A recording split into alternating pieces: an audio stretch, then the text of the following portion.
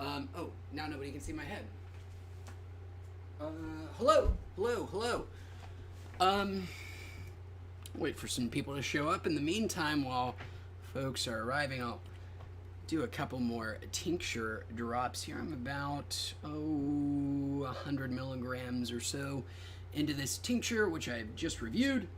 Review will probably be out next week for the actual select 1-to-1 tincture, but my dog is bitching in the background. She's really mad because another dog is in the spot that she wants to be in. So you might even be able to hear her. What is it? What the hell?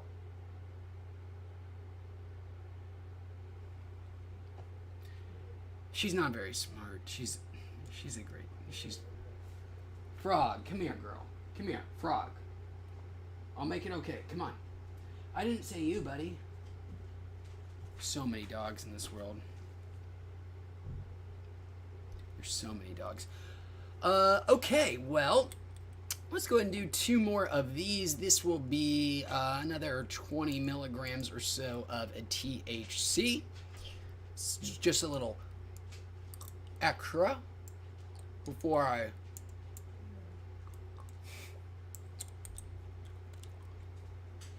get to the volcano back there. Hello. Sublingual under the tongue for a couple minutes.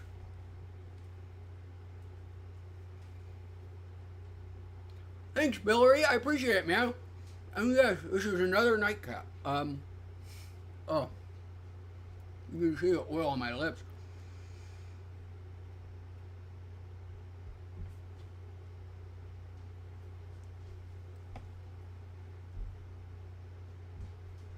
Currently with some oil or some tincture on my tongue, so that's why I'm a little, not tongue-tied, but well, whatever. Ugh. Woo! Okay. Let's get a little bit of the Arizona. Derek, thanks for joining us, Derek. As Billery had just said there, yep, I'm decided to come in for another little, I like that, nightcap. That's a great way of putting it, Billery. So I thought I'd come in, do a couple volcano bags with you guys, say hi. Oh, I've got a premiere set for next Monday. Holy hell, my dog. Premiere set for next Monday for a new review. I actually shot this and edited it and put the whole thing back together back in March, and I'm just now releasing it. So if things look a little different, you'll know why. I just kind of lost track of wheat stuff at the time and let it sit on the back burner. But it's a big one. It is a big one, and we are doing the Ardent Nova. I'm finally reviewing the actual Ardent. We do a little experiment. We actually use the Ardent, make a whole batch of cookies, do the whole decarbing, and come up with a verdict on the Nova. Looks like we got some new folks here. Oh, not new. An old friend, and by old friend, I mean somebody we've been hanging out with for the past couple of weeks, and really happy to do so. Good old Hillbilly Hippie is back, joining us from the backwoods of Georgia. Hillbilly Hippie says the wife will be joining us soon, as she loves the videos. Well, glad. I'm so glad. Thanks. Hello to the missus whenever she arrives. Hello, Mrs. Hillbilly Hippie.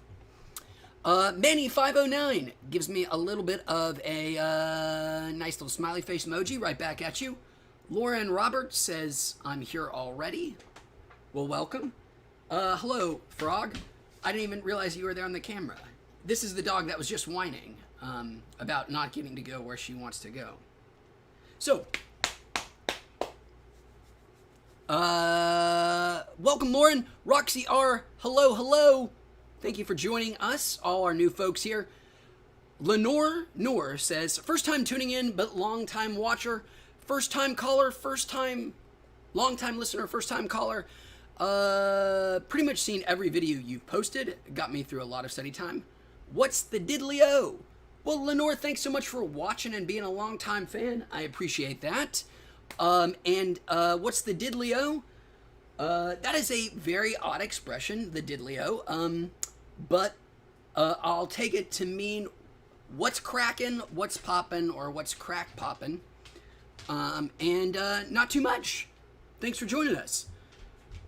Manny says, stay stoned, my friend. I intend to. Speaking of, let's go hit up the volcano. Got her preheated back here. Got the dog here in the camera. Where are you going? Where are you going? You don't get any more food for the day. You don't. Look, another one.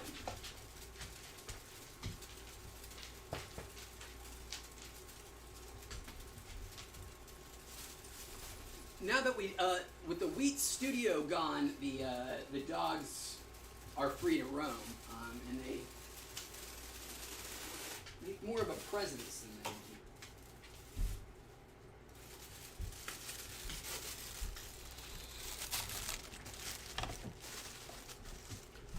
Okay. Roxy R says, it's been a while. Hope you are well during this pandemic Thursday. Well, thanks, Roxy, and thanks for coming back and hanging out. I know it's been too long since our last sort of tranche of videos, but happy to be back. Happy you're joining us. And I'm doing good. I hope you are doing as good as can be considered, Roxy, in this brave new world. That's neither brave nor new. Nor is it even sort of Aldous Huxleyan utopian. It's dystopic, which I had no idea. One, I had no idea that Peacock, the sort of final of the giant streaming juggernauts that all launched this year, I had no idea it was out. It apparently came out like last week, and then I had also no idea that their like flagship show was an adaptation of Brave New World that's supposed to suck. So, I don't really understand why they thought Brave New World would have been like the most sort of compelling thing to draw viewers in. Maybe they like, it doesn't make a lot of sense to me. Maybe they were like, oh, Handmaid's Tale did well. Here's another sort of dystopic fiction. Maybe it'll work out for us. There's the if you're ever into the worlds of media criticism or not even, well, I won't go into the media criticism side, but maybe I will. There's this idea that the world will end and will sort of devolve into two totalitarian scenarios, one being the George Orwell 1984 scenario, where it is a totalitarianism of Big Brother watching everything you do. And we all know the 1984 style Big Brother. But then, of course, there's the Aldous Huxleyan Brave New World dystopia, which is the dystopia of your own making, the dystopia that is having your every need, want, and whim catered to, and the just unending succession of good feelings can be its own purgatory. And there's this idea that, like, which way are we gonna be doomed? Are we gonna doom ourselves with our decadence, or are we gonna doom ourselves with our paranoia? It looks like the answer is both.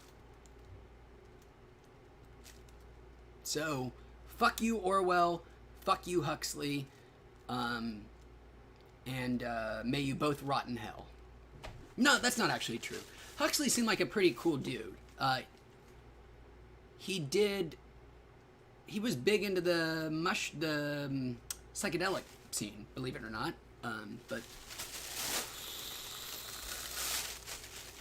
But now you know, Brave New World, on the streaming service called Peacock.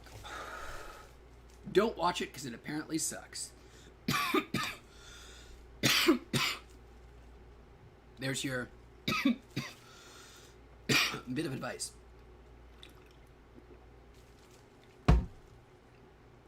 I've never read Brave New World nor 1984. I've never even read Animal House. I've never read any Orwell. I know people who say that you can skip all the Orwell fiction and say that the real good Orwell is his essays. I still don't care. I'll probably never read them. I'm not I really don't give a shit too much about having to have an appreciation for the classics. I think that's just a weird thing we say. We just use it as an excuse to ignore new great art because somebody somewhere determined that this art that was in the past is the best art and the art that is the truest. It's just bullshit. Okay. Sorry, I let the chat get away from me there. Oh, Mrs. Hillbilly Hippie is here. Welcome, Lauren Roberts. You said I'm already here? I see. Okay, I get it. Hello, Lauren, Mrs. Hillbilly Hippie. Thanks for joining us. Philip Baca says, perfect timing, Senor Wheats. Well, thank you. I'm glad you joined in for our little nightcap. I think I'm going to steal that phrase. Thank you, Billary, for the nightcap terminology. King Yeti says, got some runts flowers. Well, enjoy it and welcome, King Yeti. Glad you could join us. Hope all is well with you and the little ones. Lenore Nor says, I got it from The Simpsons, but yes, you're spot on with the meaning. Oh, of course. Now I feel really bad for not having caught the reference. The Simpsons, man. I mean, I know everybody. We love to talk about how The Simpsons was so good for those first 9 seasons and what a dumb trope that is, and nobody has anything new and novel to say. But man, those first 9 seasons of The Simpsons are so good. I grew up on them. From the age of like 8 till, I don't know, high school or whatever, I would watch, my local Fox TV channel would have 2 reruns on at 10 o'clock every night, and I caught them every single night growing up on classic Simpsons reruns in the mid-90s. On my jacket here, I'm not big into enamel. I'm not like an enamel pin guy, but just to give you my Simpsons bona fides,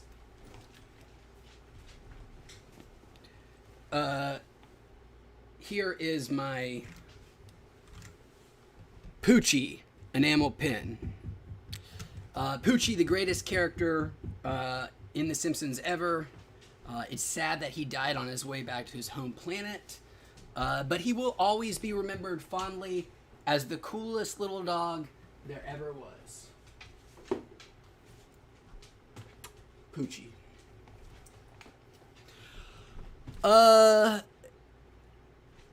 Phil Bucko says, that dog is a tax write-off. That dog is a sack of meat and a shit-filled meat sack sandwich.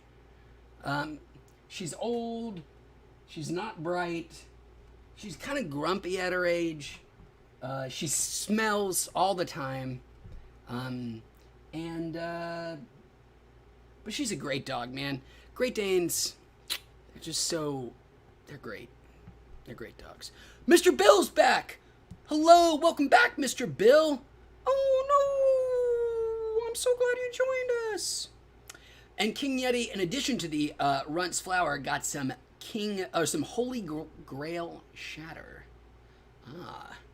The most divine of all the strains. Mr. Bill says, you got a new bag? Yes, I dug another one out of the 6-pack that I bought not too long ago. King Yeti says, Aldous Huxley was a Luciferian. I did not know that about Huxley. I'm not surprised he was. I mean, I knew he was kind of like a mystic, too. Like, the dude was into, like, mysticism and shit. Like all those, sort of postmodernist novelists of that era. King Yeti says him and Jack Parsons and Walt Disney and L. Ron Hubbard used to go to the desert and conjure demons. Wow. I was unaware of that. That is quite the murderer's row of anti-Semites, flim-flam artists, and American intellectual powerhouses. Wow. So weird you mentioned Walt Disney. My wife and I just watched amazing YouTube channel, truly, genuinely amazing. And one of this kind of YouTube channel is an example of when the internet can be just fantastic and wonderful and what we all hoped it would be. Hi, buddy. I know you need pet, but we'll get back to you. I promise, buddy. You'll be okay. He's an 80. What was I saying? Disney. Yes. Good YouTube channel. Good internet. YouTube channel. It's called Defunct Land. And it is about the original concept of it, I guess, was an idea about giving amusement park rides that have been sent off to the big theme park in the sky, kind of like an oral history. So this guy by the name of Kevin Perger, he has a YouTube channel. That's what he does is he tells the story of dearly departed, much beloved theme park rides, like the Back to the Future ride at Universal, or some ancient ride at Disney. You know what I'm talking about. Anyways, they're incredibly well researched. I mean, just incredibly diligently researched. And the most recent one I watched was actually not about a ride, but more about specifically Walt Disney and his near prudishness.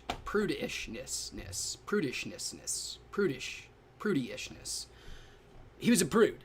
Roxy R says, glad to see you are doing well. My son Nate says hello. Well, hello, Nate. Hope you're doing well. Hope you're staying healthy. Philip Baca says, you are so spooky. Is that because of this like white haze behind me, or is there some kind of like vampire vibe I give off of? I don't know why I went vampire for spooky. Manny509 says, how much was the Volcano, bro? Manny509, they are not cheap. They are not cheap at all. But they are incredible pieces of engineering. I've had mine for 4 years now, maybe over 4 years. Yeah, over 4 years. And it was $450, $500, somewhere around there. I think this model no longer exists. They now have two Volcano models. The analog original, which is basically just like this one, but it has far less precise temperature controls. It's just like a knob, and that's pretty much the real difference. They have that one for $400, and then they have the new fancy Volcano, which I have not tried, but I've heard great things about, where the big innovation is you can essentially just hook a piece of essentially tubing up to the Volcano itself and use it almost like a hookah, but with weed in it. And it sounds really cool. Haven't tried it, so I can't vouch for it. But I can tell you that I have no problem recommending the Volcano at the cost I paid for it. It is astounding how well it works and continues to work, especially things. I find a lot of, well, I guess it's nice because it's all German made, German crafted stuff. Because I find a lot of weed tech, a lot of weed, vaporizers and fancy little gizmos are not. The build quality is terrible on this stuff, and they all fall apart pretty quickly. But the Volcano runs just as well as I got it the day I bought it. Jason Andrews says, I'm here. I missed the stream last night because it was later. I was sleeping. Sorry about that. Mr. Andrew says, just gave my cat her ear meds and about to smoke out. Oh, I had to do the old ear meds for one of my dogs recently. Got a little ear infection, and that ear cleaner, whatever it is, it's the #1 ear cleaner for dogs on Amazon. I've used it once before. That stuff is remarkable product. Gets that ear infection right out. Don't know why I'm talking about dog ear infections. King Yeti says 1984 is really a love story. Boy, I am really behind on chat if we're talking. If I'm still only reading now about 1984, my bad. I have heard that art. I've heard that made. Actually, a guy I really like listening to literary criticism about makes that exact argument that 1984, sure, it's good for like teaching your freshman high school lit class about,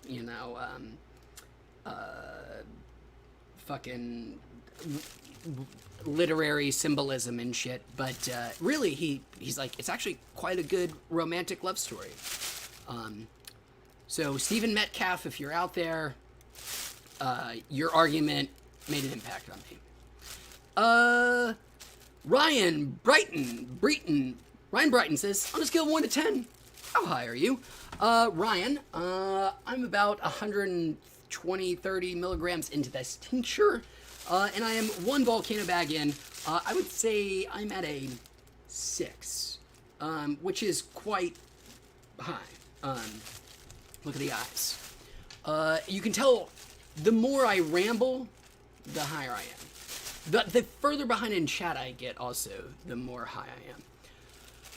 Lenore says, how hard is it to give a cat meds compared to a dog? Never been around cats. Well, I'm sure Jason can help you with that more than I can. There he is. Ed. Welcome, Ed.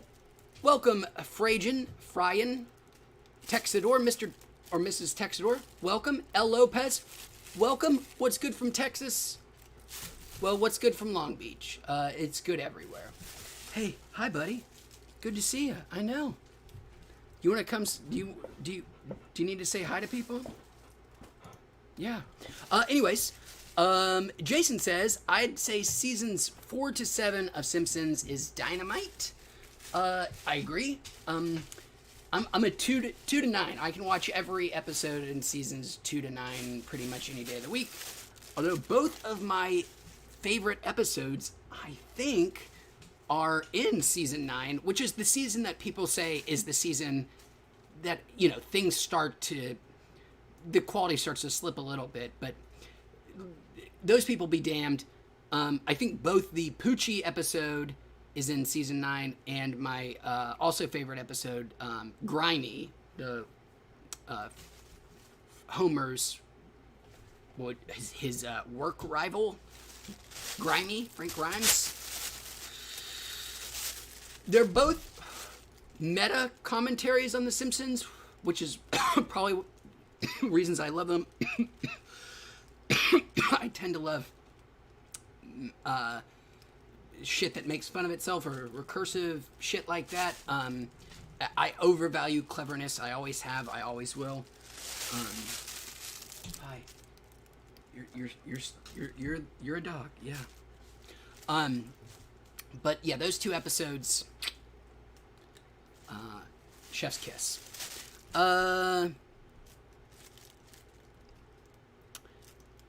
Andrew says, what does your YouTube name and why is your channel art a pair of poop-stained underwear? Wow. Andrew, bring in the questions. Welcome back, Andrew. Wheats meant weed eats or we eat. It was just a lousy pun or like play on words. But now that we don't do traditionally just edibles as much, people don't get it as much, but it was just like weed eats or we eat. That's why there are 2 E's. That's why there are 2 E's. And why is the channel art a pair of poop-stained underwear?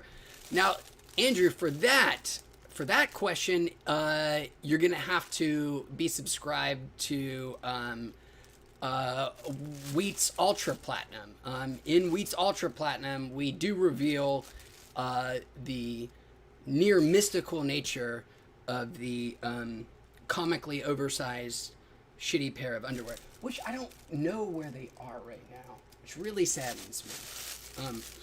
They were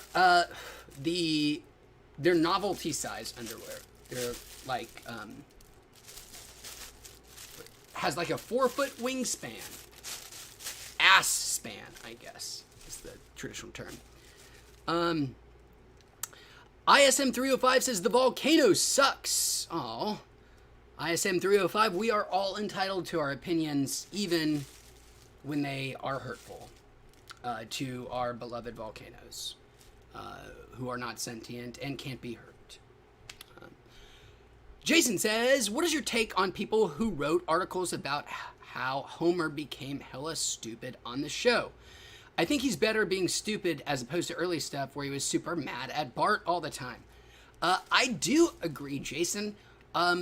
If you go back and you watch those early episodes of The Simpsons, it is 100% making child abuse comic. I mean, Homer throttling and choking his son is played up for laughs, and like he was mean, he was abusive, he was not an oaf, he was an ogre, and I think they very sort of wisely kind of sanded down some of the edges of Homer. Now that does have trade-offs, because some of the best parts, you know, some of Homer's greatest moments came from his more defaulty moral compass early on than later. But yeah, I think they wisely had to make Homer less of an asshole and more of into an imbecile. And something must have worked, because what season are we on? 30 something, maybe? I don't know. I think 30, 31, 37, a million. I did ride the Simpsons ride at Universal Studios. I went to Universal Studios basically 2 weeks before everything in the United States shut down in March. And it was so great. There was nobody there. The Simpsons ride was the longest I had to wait that day, for like the 6 minutes it takes to basically get the people through the experience. Simpsons ride. It is just a motion car with a video, but it is excellent. And mind-boggling how it works when you actually like leave your little pod and realize that everybody's just looking at this same screen. Don't need to go into that. Jason says, I think he's better as being stupid, as we went over that. And good observation. King Yeti said, I always thought it was weed we eat. That is an even better origin story than the one I just came up with there. But like all good young organizations, we'll just change our starting story later, and we'll steal that. Lenore says, how was your transition moving into a SoCal area? As a fellow Tennessean, West Tennessee, I've considered also making that transition for a potential job. Ah, okay. Well, Lenore, things will be different, because West Tennessee is very different than East Tennessee, as you are well aware.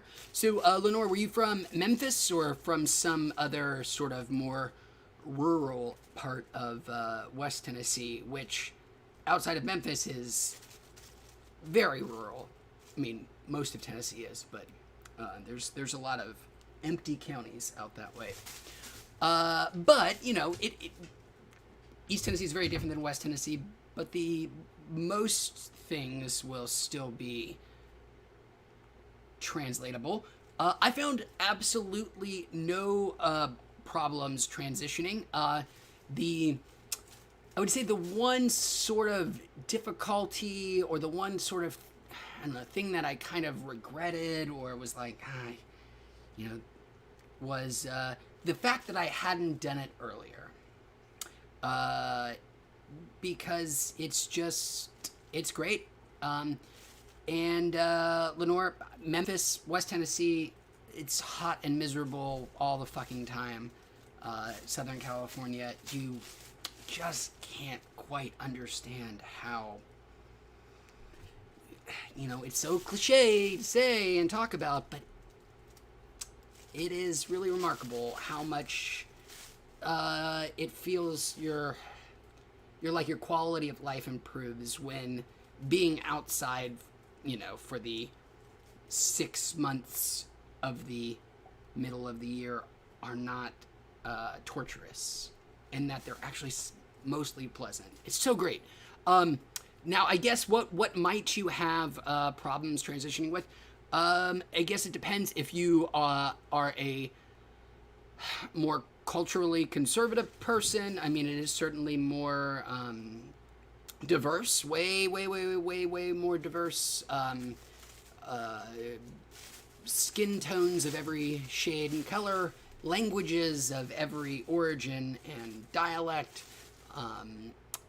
It is also, so yeah, I mean, if those kind of things seem intimidating, you know, watch out. But I assume you're an optimistic, open-minded kind of person. Andrew says, have you tried the Puffco Peak? It is often very overrated in my experience. I have it. I do like it. I do find it flimsy. The little atomizer on mine has broken like twice already, which goes back to the thing I was saying about the Volcano. And it's just, gotta love that build quality. Munch RMX says G-Pen Connect is better than the Puffco Peak. I've heard a lot of people say that. I've never tried it. And Lenore confirms Memphis. And King Yeti says, what does conservatism have to do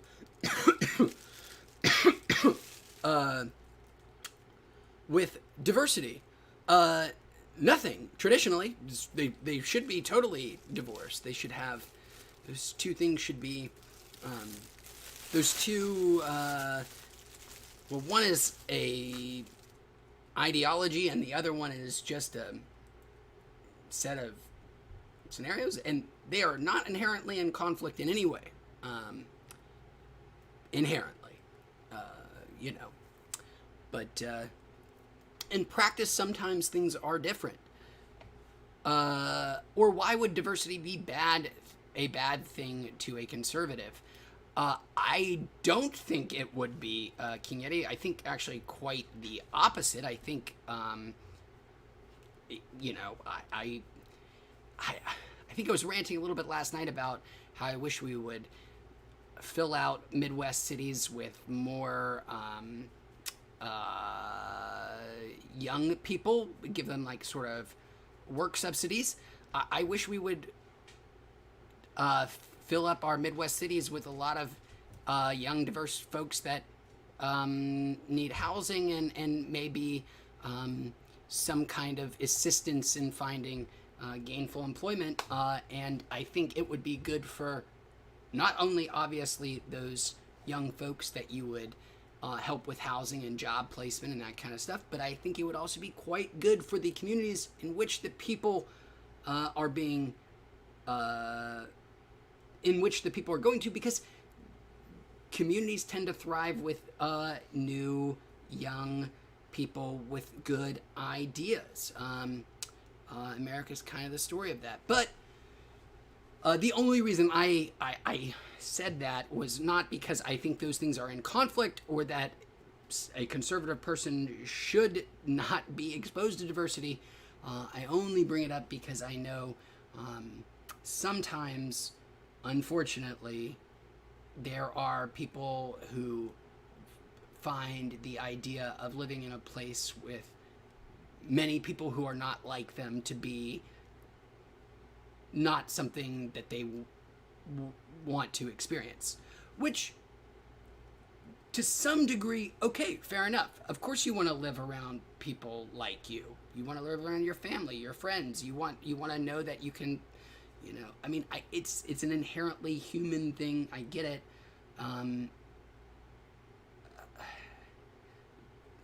That being said, that kind of idea as well, or that kind of notion leads to, I don't need to keep talking about this kind of stuff. Ew. We all have strong opinions already. I'm going to convince nobody of anything. All I will do is alienate, which is unfortunate.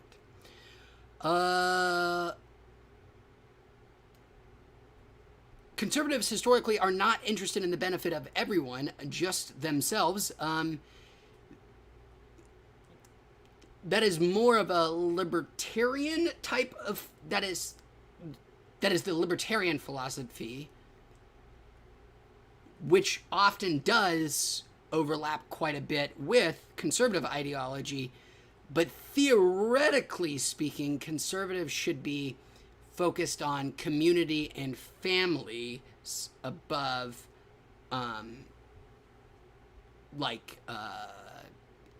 the individual and the supremacy of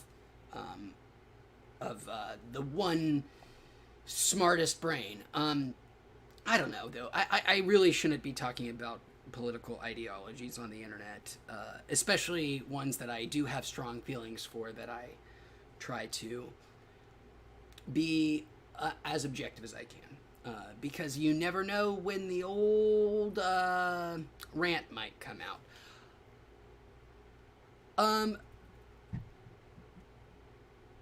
So, Larry David says, welcome, Larry. Big fan. Seinfeld.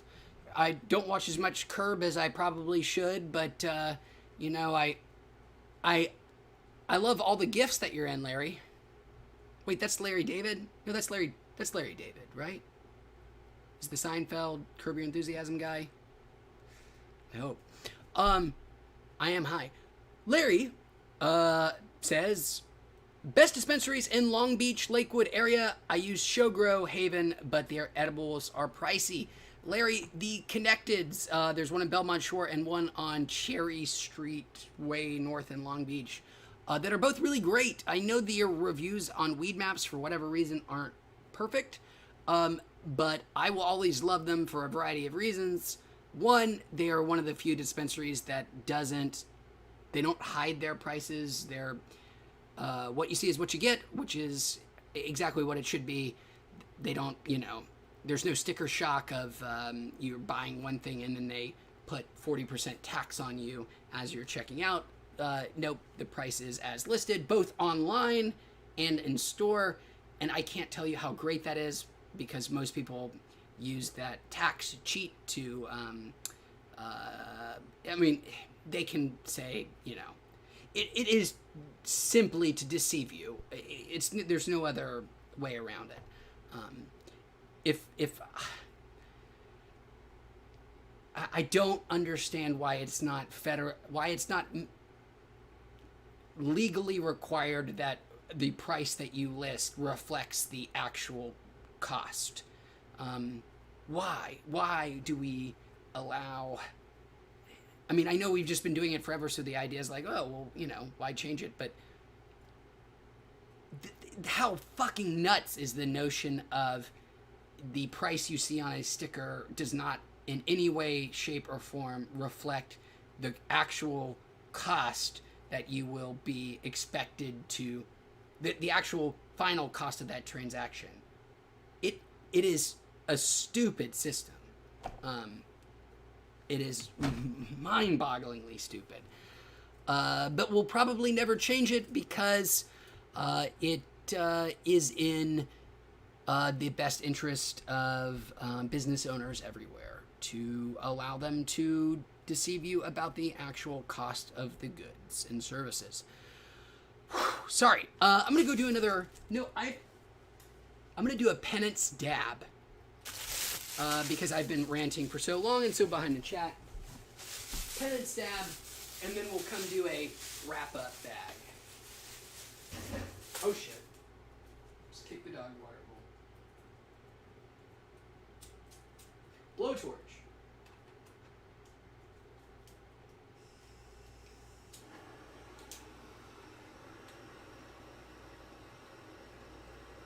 I can't remember what we were just talking about. Something about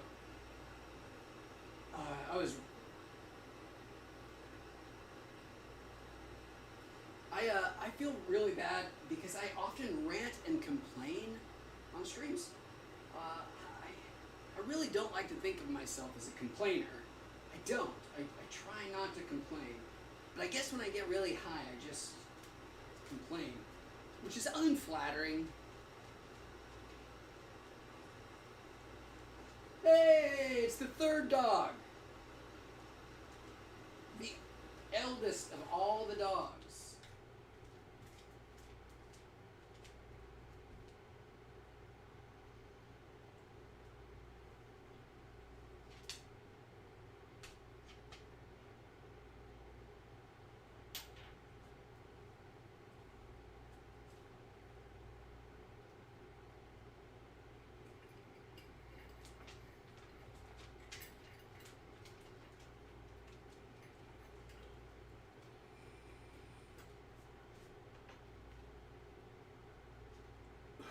I almost forgot you guys were there. I wish I were being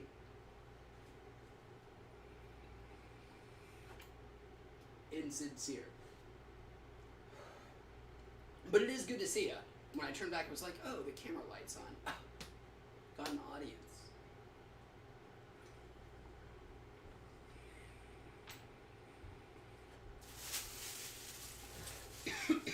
Let's get our bag here. Let me again apologize for again getting into political controversial topics. It is never my intention, I promise. But see aforementioned comments about how when I get high I tend to complain and bitch and moan. So my apologies. I'm just going to fast forward through anything remotely political in chat. We really just, I mean, none of this needs to be litigated. Yeah. What good does it do? What good does it do? Okay, Lenore says, missed the question about, or maybe I didn't hear, but do you have any personal weed THC theories? Lenore, would you mind expanding upon that question? I'm not sure exactly what you mean by personal weed or THC theories. But probably if I had a more... Your question is totally fine and understandable. I'm just, my reading comprehension. And problem-solving skills. King Yeti says, well, you said if you're conservative, you might have a problem with the diversity there. All people want to be around like-minded individuals. Conservatives are more likely to have a friendly conversation or debate. King Yeti, yes. Sorry. It's taking me so long to get there. But yes, that's what I was trying to say. Is like it is a reasonable, understandable human reaction to want to be around people who are like you. There is nothing that nobody should be shamed for wanting to be around people that they can commiserate with and have a sense of community with. Totally understand that. Indisputable. I promise I said, oh my god, I wasn't going to talk about political stuff. So I'm not. No, you guys are not. You guys are fine. None of you,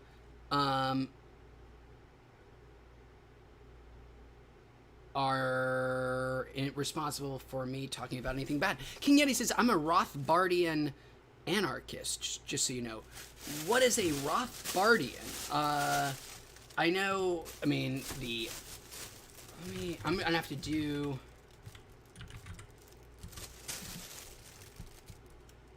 Oh.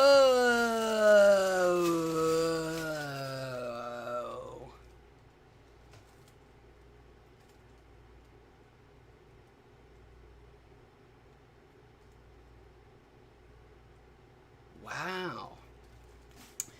The Austrian economics dude. Okay. Very cool, man. It is an interesting philosophy, the Austrian School of Economics. A lot of very, very smart people have. Okay, yeah, even boy, that is a rabbit hole filled with landmines, filled with black holes of endless debates and pointless tautologies.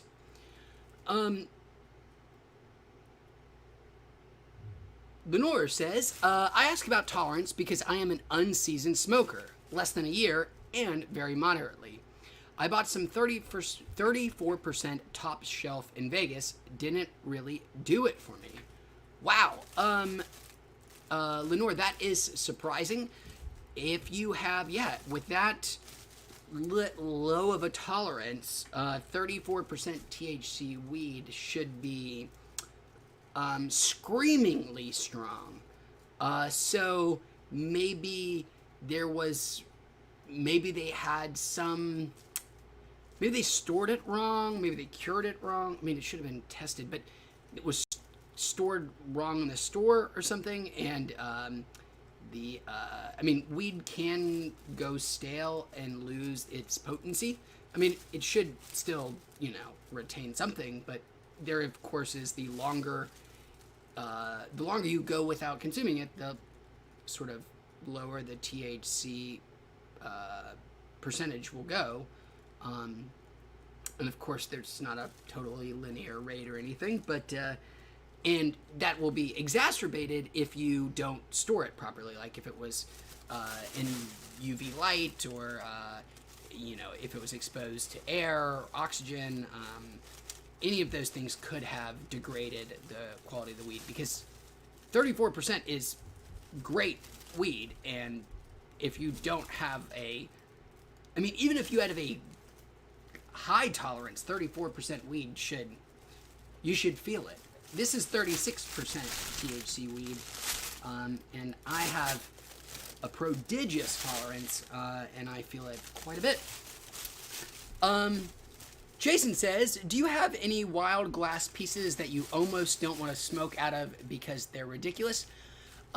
Jason, great question. I am not a glass collector. I am not a glass enthusiast. I'm not, I don't, so if I had a really fancy, super cool looking piece, I wouldn't want to smoke out of it, not so much because I'd be very precious over it, but just because I think about, my God, this thing it's gonna fucking suck to clean this thing. I think all that stuff is really cool, and I really, dig it as a, somebody who appreciates it, to look at fun pictures on the internet of cool bongs and pieces, but I'm too lazy for them. And then most importantly, primarily, I am far, far too clumsy. I cannot. It's probably not that I don't like the idea of very cool looking pieces and don't want them, but there's probably some kind of I have some kind of psychological protection that is just don't be interested in that stuff, you dumb klutzy piece of shit, because you're gonna break it, and in the process break your heart when you break your favorite Calvin and Hobbes themed bong artistic masterpiece. So I don't have anything fancy in the sink. which has been there since last week, shame on me. I do have my one nice glass bong. Not that it's opulent or ornate or anything. It's just a straight piece of glass. But it is very nice quality. But it broke the down stem. And I have to get that replaced. And I just haven't yet. Boy, sorry, long answers. King Yeti says, depends on your own biology. I don't get high on sativa at all, hardly. And that it may also very well be true for you, Lenore. I know there are people that are very, very, very attuned to specific strains, like strain X does nothing for me, but strain Y will put me on the moon for 12 hours.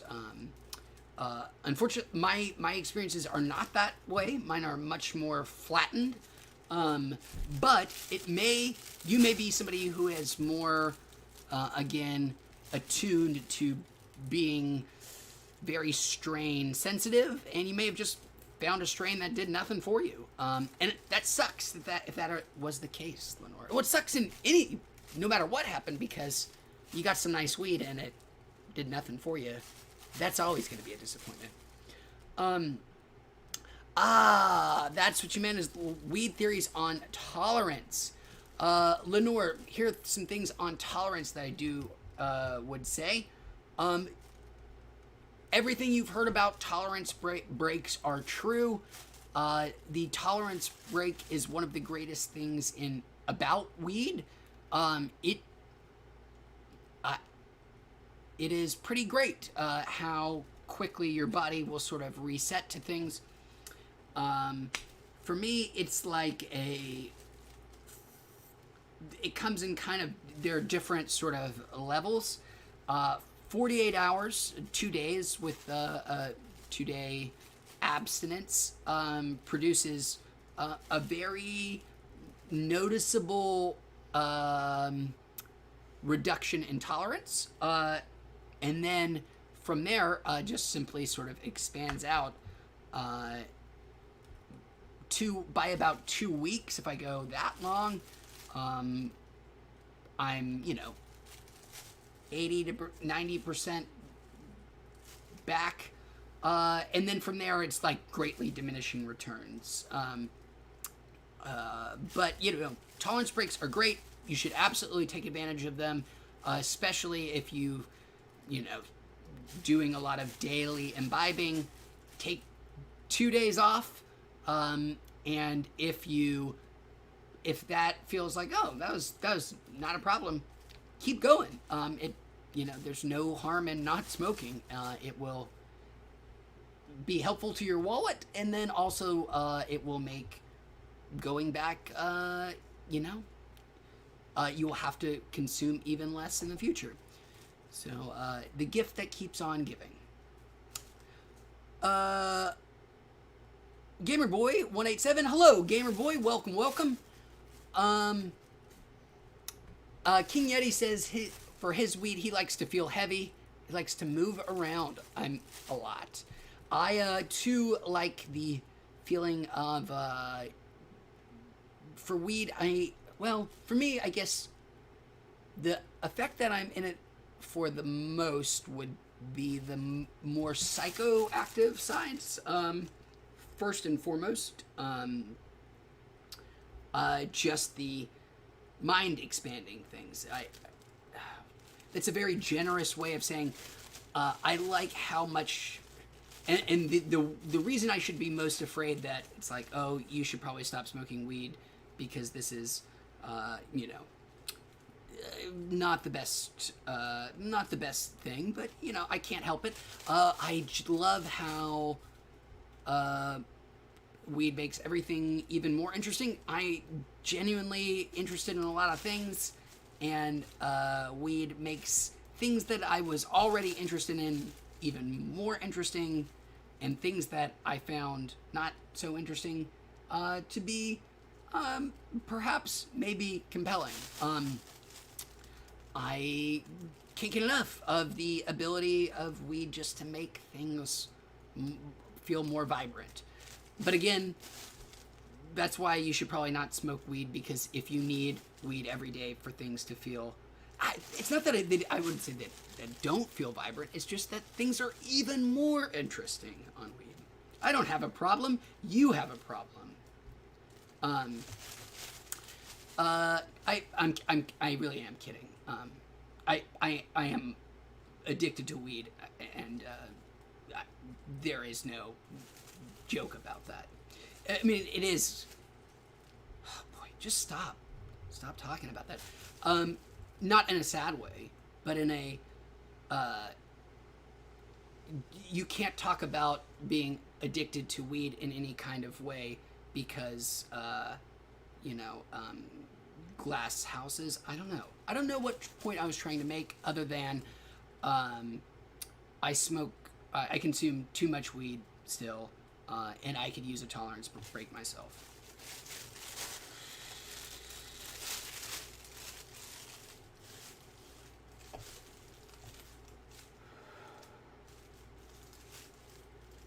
What is addiction, anyways? There are very clear signs of what addiction are, by the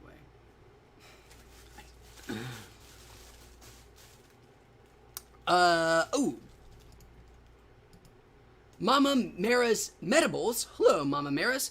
How can I send you some of my edibles for a review? I'd love for you to make a review with my product. Mama Mara's, you don't even have to do that.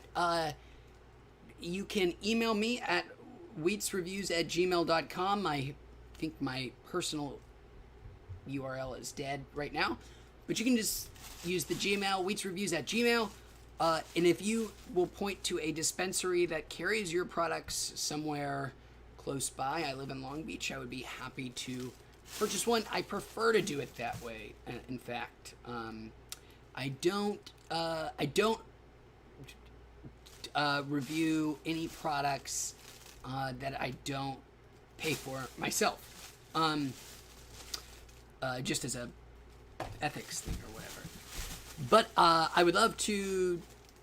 I'd be happy to try it if you tell me where I can buy it. Lenore says nothing like breaking a $3,000 piece would just lay crying on the floor. I hope nobody. I mean, I'm sure there are some Saudi princes probably have $3,000 bongs, but I hope nobody that has a mortgage has a $3,000 bong, especially one made from glass that can break. Like, why? No judgment. If you have a $3,000 bong, good on you. You made that choice for a reason. It's not for me to say or judge why. Good for you. King Yeti lets us know that Granddaddy Purple is, or Granddaddy Perp is his brain-melting weed of choice. And that Lenore has been enjoying some Jaguar Piss. Ooh. And the Jaguar Piss, works 60% of the time. It works 100% of the time. Just like Panther Piss, or whatever that Anchorman scent was. Hi, Way says, hi, are euphoric, woohoo. Way, welcome on Periscope. I'm so glad you could join us. And we're talking more about cat piss. God, you gotta love the weed. I mean, I've been in this world for a long time, and every now and then I still just marvel at the glory of weed names and how unpretentious and unprecious they are. Anybody who calls their product proudly calls it cat piss.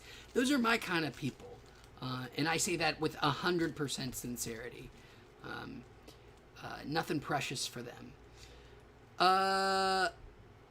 Way says, have you ever tried watermelon Skittles? I don't think so, but I'm not 100% sure. Sorry, Way. What about yourself? Do you, big fan? Not a fan? Curious. Mama Mara's Medable says, "Oh wow, I just moved from Long Beach, but will be traveling back next month in August. I will email you." Sounds great, Mama Maris. I look forward to it. Looks like everybody in the chat here is a big fan of the Granddaddy Perp. I should get on that Perp train. It's been... That's, just heard a giggle from the balcony. Yeah, I realized how odd that phrasing was, just as soon as the audience did.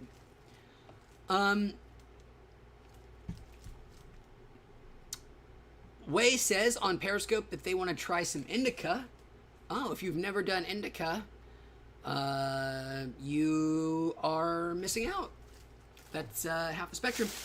I had a video. I don't know if I shot it. I definitely wrote it. It was actually the most research I ever did for a video. That was a weird period in Wheat's history where I did those exposés. That was fun. I really did enjoy that. I had a great time writing those, and a great time getting people upset. But I did write a video. I don't think I ever actually recorded it, about strains and this sort of, I don't know, the notion of strains. In that video, while researching it, I came across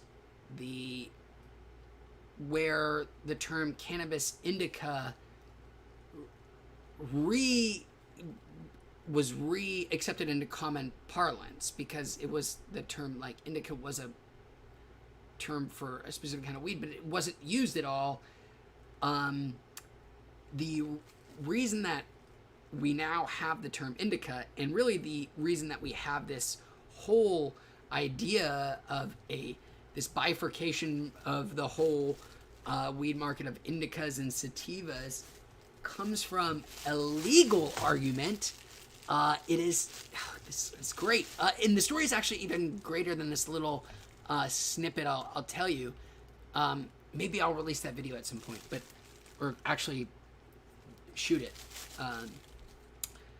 It comes from a legal argument, indica, where a guy, and the guy is also part of why this story is even cooler and weirder, who got caught smuggling weed in from Mexico, I believe.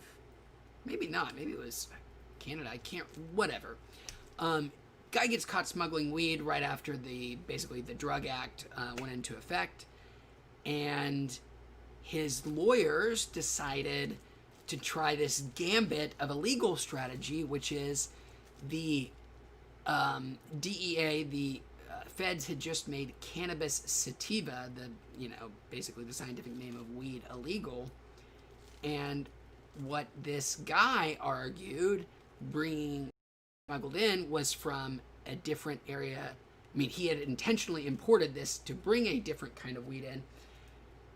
But he argued, him and his lawyers concocted this thing where it's like, oh, the weed we have is so different that it's a different species. It's not cannabis sativa. It's this new thing, cannabis indica, and that's not illegal. You can't arrest. That was an unlawful arrest. My client can't be in jail because he wasn't smuggling anything illegal. He had cannabis indica, not that cannabis sativa shit. It didn't work, but it still put a cultural time bomb out there. Cool story. I can't believe I had never heard it before. I can't believe how that's not more sort of traded in weed circles as like a really cool story. I mean, people love, weed mythology, and that's not apocryphal like most, stories about weed are, like where 420 comes from and shit. That's just, it's true. But it's just not as known. It's a really cool little, at least I thought it was. Anyways, I'm going to wrap up here on chat. We're going to do a lightning round. I'm going to finish off this bag. Lenore says, I want to try something other than flour. I vape dry bud about 90% of the time. Otherwise, I'll use a gravity bomb. I assume he meant mom. They.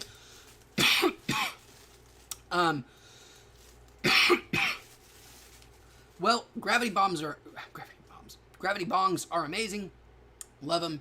I really would love to get one of the fancy ones, but see my earlier comments about glass. I'm afraid I would break it. The only time I've ever done gravity bongs are the times where I do the most DIY of bongs, which is like duct taping 2-liter bottles together basically to do it. It's crazy how effective gravity bongs are. In terms of wax, shatter, all that, give it a shot, but Lenore, it's not going to do anything. It's not going to... Don't let anybody oversell those to you. They are quite strong, but they're just weed. And they're just more concentrated versions. Really, if you want to do something that's going to be sort of, different level, a high-dose edible is going to be the way to go. And especially if you've never done edibles before, and you start with a high dose, it will be revelatory. Jason says, if I would hit wax if I could and burn less flour. Jason, is that a result? I can't remember. I think we had talked briefly. Is that a result of market forces, or it makes you cough? Why aren't you doing the wax as much?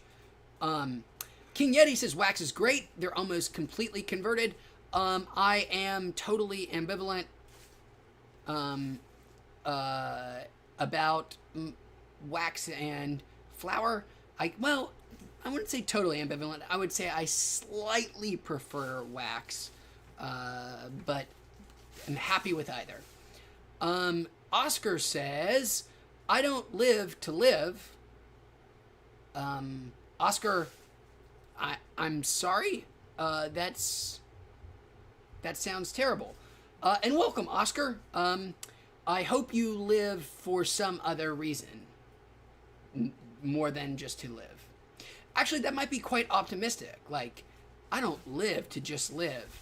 I live to fuck, right? Like, is that, maybe that's what it is? Like, I don't live, I'm not gonna take this life sitting down. This life ain't gonna catch me with my pants around my ankles. Sorry. Lenore says, definitely dab. I get great therapeutic help with dab. Seems like, Lenore, a lot of people are saying, dab, dab, dab, dab, dab. Give it a shot. Listen to the mob. Oscar says, look at it closely. I don't live to live. Oh. I am... hey, it's a dog! Oscar, I am sorry, man. I don't quite divine the meaning. Lenore says, we'll definitely give it a shot at least once. There we go. When they visit a legal state. Well, Lenore, I hope you get back out to Nevada or somewhere close by soon. I don't know if you mentioned, Lenore, where you're at or not, but I hope you get out to one soon and get stockpiled up. Antonio! Aw, man. That's so very incredibly wonderfully kind of you. You don't have to do that. Nobody, I really thank you very much for that. That's insanely kind of you. Yeah, I really appreciate it. Please do not ever feel obligated to do that. And then even if you feel like you really want to do it, question first if maybe you want to give it to somebody more needing, that more needs it more. But that's very, very, very incredibly generous and kind of you, Antonio. Thank you. Jason says, wax just isn't available to me, not in a legal state. Sorry, Jason. Lenore is in the same boat. Antonio says they are a fan of carts, and I am too, and I thank you again.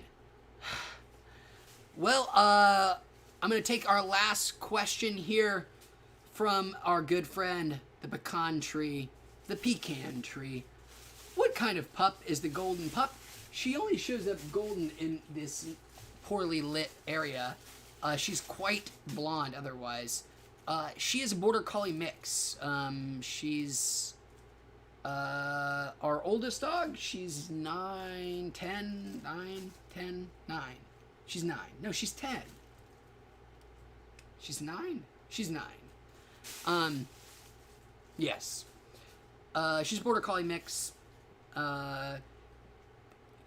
People always say that she is the perfect sized dog. Like, that's the weird thing. People are always like, oh, she's the perfect size. Last dumb anecdote, and then I will let everybody go to bed, including myself. 9.5. Nice. Yeah, split the difference. One of the two. 9.5. Close enough. So, border collie mix. Tiny dog. She's like 30, less than 30 pounds. When we got her from the shelter, I always wanted big dogs. I love big dogs. Huge dogs. Love big, massive dogs.